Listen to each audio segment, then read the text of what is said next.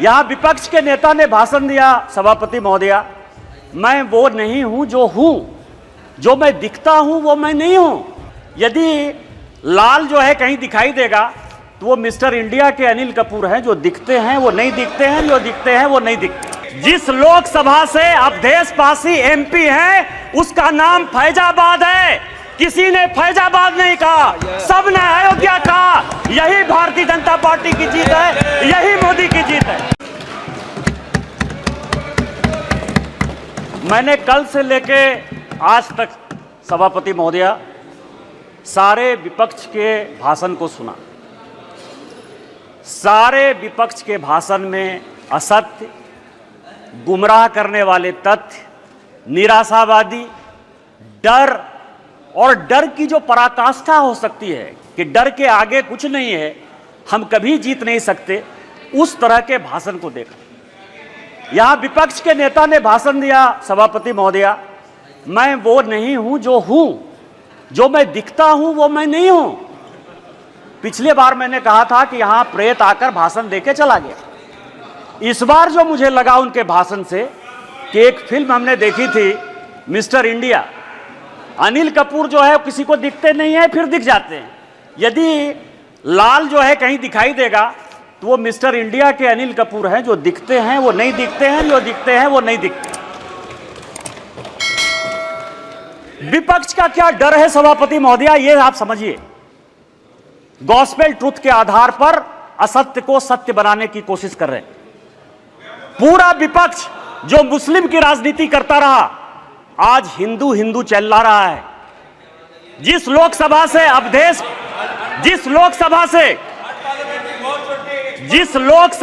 अवधेशपासी MP हैं उसका नाम फैजाबाद है। किसी ने फैजाबाद नहीं कहा, सबने अयोध्या कहा। यही भारतीय जनता पार्टी की जीत है, यही मोदी की जीत है। और मैं प्रधानमंत्री जी को बधाई देना चाहता हूं, धन्यवाद देना चाहता हूं। रामायण की एक चौपाई है कि राम रमापति करधन लेहु, खैंचत चाप मिटई संदेहु। उन्होंने पूरे देश को यह मैसेज दे दिया कि यह देश हिंदू है, हिंदू राष्ट्र है और मुसलमान के नाम पर कोई राजनीति नहीं हो सकती है। फैजाबाद का नाम अपोजिशन के किसी आदमी ने नहीं लिया। क्या सत्य है? इन्होंने कहा हमारे ऊपर ईडी आ गई, हमारे ऊपर सीबीआई आ गई, हम किसी से नहीं डरते। आप वहां चले गए, बांसवाड़ा चले गए, आपने क्या भाषण दे दिया, क्या जीत गए? मैं एक ऐसा शख्स हूं, अखिलेश जी सुनिए आराम से, मेरे ऊपर कांग्रेस और जेएमएम ने 44 केस किए। मेरे 80 साल 85 साल के माँ पिताजी के ऊपर केस हुए। गैलरी में मेरी वाइफ बैठी हुई है, मेरे बच्चे बैठे हुए हैं, उनके ऊपर केस हुआ, भाई के ऊपर केस हुआ। और सरकार ने आरटीआई मैंने मंगाया है, 10 करोड़ रुपया हाई कोर्ट और सुप्रीम कोर्ट में मेरे से केस लड़ने के लिए किया। मैं जब चुनाव लड़ने के लिए गया, राहुल गांधी जी की यात्रा हुई, मल्लिकार्जुन खड़गे का 2 कार्यक्रम हुआ, प्रियंका गांधी जी गई, उन्होंने कहा कि मैं चैम्बर में बैठा रहता हूं और मैंने कहा कि मैं मोदी का सिपाही हूं, मैं भारतीय जनता पार्टी का सिपाही हूं और मैंने वचन लिया, प्रण लिया कि मैं जनता के पास वोट मांगने नहीं जाऊंगा। 2 मार्च को पार्टी ने मेरा टिकट अनाउंस किया, 2 मार्च को मेरा चुनाव 1 जून को हुआ। 90 दिन के पूरे कैंपेन में मैंने जनता से वोट नहीं मांगा और मैं यहां पार्लियामेंट में जीत कर आया, आपको हरा कर आया हूं। जिस क्षेत्र से हेमंत सोरेन विधायक हैं उस जिले का मैं सांसद हूं और आदिवासी बाहुल इलाके से मैं 10,000 वोट से जीत कर आया हूं। मेरा समय है, आप सुनिए, मेरा समय है, 5 मिनट में खत्म नहीं होगा ये बातें। किस तरह का सत्य और असत्य की बात कर रहे हो आप कह रहे हो, मुस्लिम की बात कर रहे हो, मंगलसूत्र की बात कर रहे हो कि प्रधानमंत्री जी ने घुसपैठिया कह दिया। हां, प्रधानमंत्री जी ने घुसपैठिया कह दिया। 2009 में सभापति महोदया आप मंत्री थी। 2009 से इस संसद में, इस सदन में मैं 200 बार बोल चुका हूं कि मैं जिस इलाके से आता हूं बांग्लादेश, वहां बांग्लादेशी घुसपैठिया बढ़ा हुआ है संथाल परगना में। चाहे वो जामताड़ा हो, पाकुड़ हो, साहबगंज हो, मुर्शिदाबाद हो, मालदा हो, किशनगंज हो, अररिया हो। और हालत यह है, हमारी स्थिति यह है कि यहां विजय हांसदा बैठे हुए, मैं उनसे पूछ रहा था, गोपीचक एक गांव है, गाय काट दिया, और गाय काटने का जब मुसलमानों ने प्रतिरोध किया, अभी 15 दिन पहले पूरे बांग्लादेश वहां से आके बांग्लादेशी घुसपैठिए जो अपने आप को पश्चिम बंगाल का नागरिक कहते हैं, उन्होंने हमारी बहू बेटी का इज्जत लूटा, उनके घर को जलाया, उनके घर को भगाया। आप कह रहे हो कि वो बांग्लादेशी घुसपैठिए नहीं है, उनकी जनसंख्या नहीं है। स्पीकर साहब, पूरे देश भर में, मैं गोपीचक की बात कर रहा हूं। सभापति महोदया, सभापति महोदया, सभापति महोदया, पूरे देश में परिसीमन हो गया, पूरे देश में परिसीमन हो गया। आप आदिवासी की बात करते हो, आप पिछड़े की बात करते हो, हमारे यहां परिसीमन नहीं हुआ। आदिवासी की संख्या जो 36% थी वो 26% हो गई। ये पूरे देश को जानने की आवश्यकता है। 1 लोकसभा का सीट आदिवासी का और 3 विधानसभा का सीट घट रहा है। परिसीमन नहीं हो गया, घुसपैठिए बढ़ रहे हैं, आदिवासी लड़कियों के साथ शादी हो रही है, धर्मांतरण हो रहा है।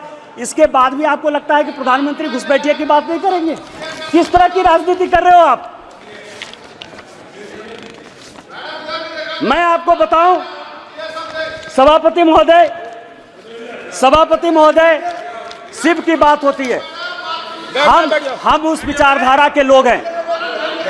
अधजल गगरी छलकत जाए, जिसको कुछ समझ में नहीं आती। यदि आपको शिव का ही दिखाना था, गुरु नानक का दिखाना था, तो मंदिर चले जाते यार, गुरुद्वारा चले जाते। इस पार्लियामेंट में फोटो क्यों दिखा रहे? चले जाते ना। और जिस अभय मुद्रा की बात कर रहे हैं, मैं ब्राह्मण हूं और मुझे गर्व है कि ब्राह्मण हूं। जिस अभय मुद्रा की बात करते हो, भगवान शंकर को 4 हाथ है, 4 हाथ है, 1 हाथ नहीं होता है। और हस्त मुद्रा में ऐसे भी हाथ है, ऐसे भी हाथ है, ऐसे भी हाथ है, 28 मुद्राएं हैं। और 28 मुद्रा क्या है जो माननीय मोदी जी कह रहे हैं, ये सबको जानने की आवश्यकता है। एक मुद्रा वो है जिसके हाथ में डमरू बजा हुआ है। डमरू मतलब स्टार्ट करिए, प्रकृति को स्टार्ट करिए, जीवन को स्टार्ट करिए, गरीबों के लिए काम करना स्टार्ट कीजिए। दूसरे हाथ में क्या है? डिस्ट्रॉय करना, अग्नि है भगवान शिव के हाथ में। वो ये कहता है कि जो भ्रष्टाचारी है, जिसने जनता का पैसा लूटा है, उसको जेल भेजिए। तीसरा हाथ है जो ये कहता है कि जनता को खाना खिलाइए। और चौथा हाथ है कि कभी भी विकसित भारत के लिए, भविष्य के लिए, इंसॉल्वेशन के लिए, ये भगवान शिव हैं। आपको यदि धर्म नहीं पता है यार, कहां से धर्म के बारे में पता करोगे? त्रिशूल जो है भूत, भविष्य और वर्तमान की व्याख्या करता है, इसीलिए वो त्रिशूल है। और हमारे प्रधानमंत्री भूत, भविष्य और वर्तमान को देखकर विकसित भारत के संकल्प के साथ आगे बढ़ रहे हैं, इसलिए ये बात आपको समझ में नहीं आएगी।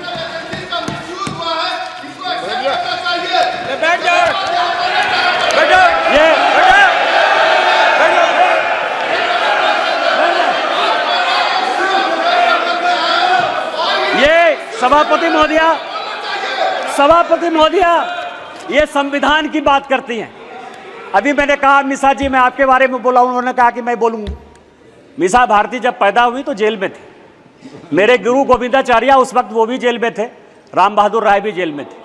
और लालू जी को राम बहादुर राय ने सजेस्ट किया कि अपनी बेटी का नाम मिसा रख दो, इसीलिए उनका नाम मिसा भारती। जिस किताब का विमोचन राहुल गांधी ने किया, MK स्टालिन की आत्मकथा का, उसमें सबसे बढ़िया टॉपिक क्या है सभापति महोदया पता है? कि इमरजेंसी में जो है मेरे पिताजी ने पुलिस को हैंडओवर कर दिया। और यहां बैठे हुए हैं अखिलेश यादव जी, इनके पिताजी के साथ मुझे काम करने का मौका मिला। और बड़े आदमी थे, इतने बड़े आदमी थे कि वो हमेशा कहते थे कि मैं तुम्हारा भाषण सुनता हूं। उन्होंने मुझे इमरजेंसी की कहानी सुनाई कि जिस दिन इमरजेंसी गए तो उनकी वाइफ के पास जो है खाना खिलाने के लिए अपने परिवार के पास नहीं था। आप संविधान की बात करते हो, आपने कहा राज्य डिवीजन कर लिया। आपको पता है कि क्या हुआ? 7वां संशोधन 1956 में जब नेहरू ने किया तो उन्होंने कहा संविधान की आत्मा, आपने भी नरेंद्र मोदी कहा, इसलिए मैं नेहरू कर रहा हूं। मैं जानता था कि आप अटैक करो। Please address the chair. सभापति महोदया, 7वां संशोधन यह किया कि राज्य को कोई अधिकार नहीं होगा अपना बाउंड्री चुनने का। और यही कारण है कि 7वें संशोधन के बाद 14 राज्य और 6 यूनियन टेरिटरी बन गए। आप संविधान की बात करते हो, आप कहते हो संविधान बचाने की बात करते हो। संविधान की प्रस्तावना स्वर्ण सिंह कमेटी के बाद जब इमरजेंसी में सारे बड़े नेता, चाहे वो लालू प्रसाद जी हो, मुलायम सिंह यादव हो, करुणानिधि जी हो, आडवाणी जी हो, अटल जी हो, हेमवती नंदन बहुगुणा हो, कांग्रेस के चंद्रशेखर जी हो, बाबू जगजीवन राम हो, जब सारे जयप्रकाश नारायण, नहीं मैं एमपी की बात कर रहा हूं, ये सारे लोग जब जेल में बंद थे तो स्वर्ण सिंह कमेटी बनाई 1976 में। 42वां संशोधन हुआ। उस 42वें संशोधन ने हमारे धर्मपरायण देश को, हम धार्मिक हैं, हम हिंदू हैं, बिट्टू यहां बैठा हुआ सिख है, बुद्धिस्ट हैं, रिजू जी उन्होंने कहा कि हम बुद्धिस्ट हैं, यहां ओवैसी बैठे हुए हैं, इस्लाम उनके लिए गर्व का विषय है। आपने हमारे देश को धर्मनिरपेक्ष कर दिया, रातों रात बदल दिया। आपने उसमें इंटीग्रिटी शब्द जोड़ दिया। पूरा देश जो है ईमानदार है, इसी कारण ईमानदारी से चलता है। आपने ईमानदार जोड़ दिया और आपने उसमें सोशलिस्ट जोड़ दिया। अरे कैसे सोशलिस्ट हो सकते हैं हम यार? कोई कम्युनिस्ट हो सकता है, कोई कैपिटलिस्ट हो सकता है, तुमने जो है सोशलिस्ट पूरे प्रेम्बल को बदल दिया और आप संविधान बनाने की बात करते हो। उन्होंने कहा कि जो हम कानून बनाएंगे, जो फंडामेंटल राइट हुए थे, जो हमने हमारे फोर फादर्स ने जो फंडामेंटल राइट्स दिए थे, उसके साथ आपने फंडामेंटल ड्यूटीज एक अलग शब्द जोड़ दिया। आप संविधान बनाने की बात करते हो। पूरा का पूरा 42वां संशोधन, उन्होंने कहा कि जो संविधान कानून बनाएगा, क्योंकि इंदिरा गांधी की सदस्यता खत्म हो गई थी, उन्होंने कहा कि हम फिर से रिइंस्टेट होकर देश के प्रधानमंत्री बन जाएंगे।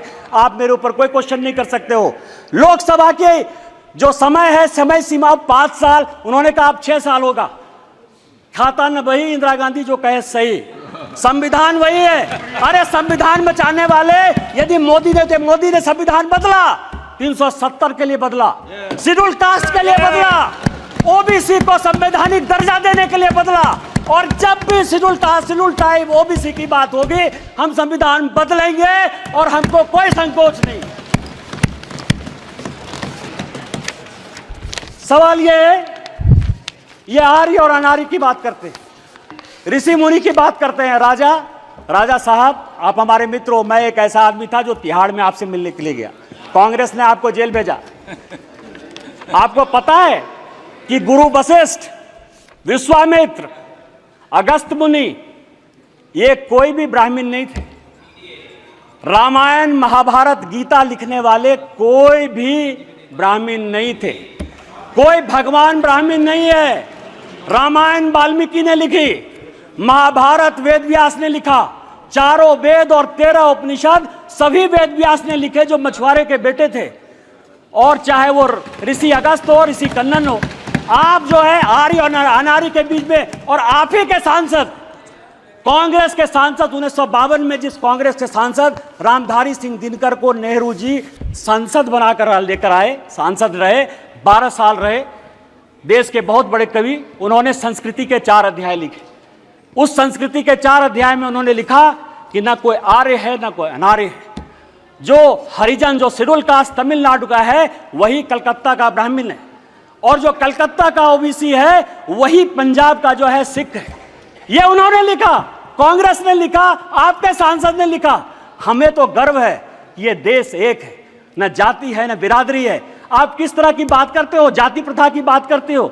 मैं एक बात कहना चाहता हूं, यहां जितने बुजुर्ग लोग बैठे हुए, स्वागत राय जी बैठे होंगे, आज से 50 साल पहले किसी बड़े घर में, किसी गांव में कहीं कोई शौचालय नहीं होता था।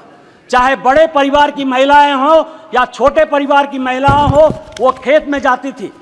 तो जब खेत में जाती थी तो मेहतर प्रथा कहां से आ गया?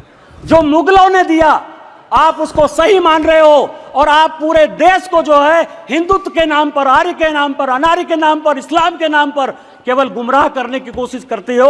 ये गॉस्पेल ट्रूथ को बंद करो, ये कहना बंद करो, और देश को जो है साथ लेकर चलने की बात करो।